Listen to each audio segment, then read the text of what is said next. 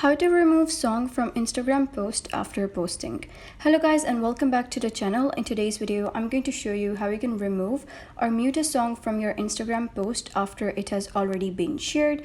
So this quick guide is ideal for users who have added music by mistake or want to change the audio settings on a published post. So let's get started. First of all, you can head over, open your Instagram application, and then you gotta click on your profile at the bottom right.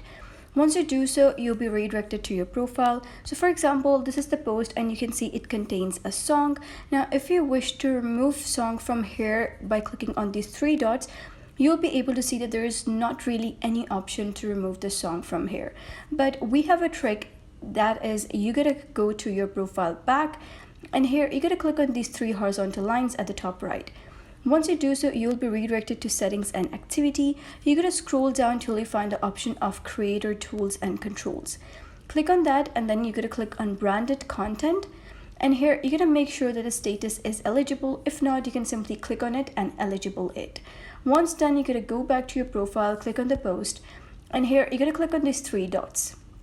Once you do so, you're going to click on partnership label and ads, and here you're going to toggle this button on.